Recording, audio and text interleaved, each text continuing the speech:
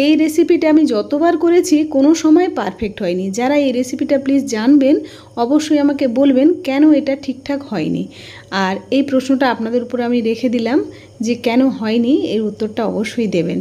আর এখানে কারি পাতা রিফাইন্ড অয়েলে ভেজে নিচ্ছি। আমি ডাঁটা সমেত এইভাবে পুরোটাই ভেজে নিচ্ছি। আপনারা চাইলে ডাঁটাটা ছাড়িয়ে পাতার যে কটা দিতে চান সেরকমভাবে দেবেন। আমি এভাবে ভেজে তুলে নিলাম। খুব হালকা করেই ভাজতে হবে, খুব কম সময়ে ভাজা হয়ে যায়। তারপরে শুকনো লঙ্কা দিয়ে দেবো, তারপরে সর্ষে ফোড়ন দেবো, দিয়ে একটু ফুটে উঠলে খুব তেল ছিটকায়, এই সময় হালকা করে আঁচটা রাখতে হবে।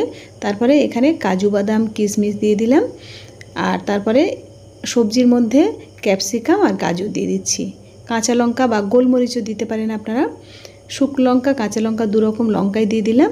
দিয়ে এভাবে সামান্য সবজিটা ভেজে নেব।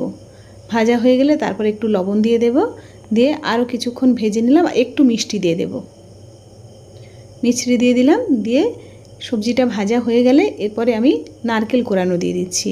নারকেলটা আমার কাছে কোরানো ছিল বলে আমি এর মধ্যে দিয়ে দিলাম। আপনারা চাইলে নাও দিতে পারেন, দিলে অবশ্য টেস্টটা ভালো আসে।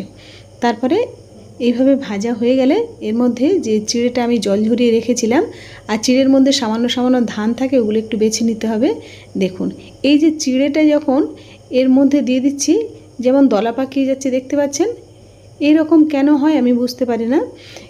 এই যে কিন্তু খুব কয়েক সেকেন্ডের জন্য আমি দিয়েছিলাম, দিয়ে মাত্র জল থেকে তুলে নিয়েছি, তাও দলা পাকিয়ে যায়, ঝরঝরে হয় না।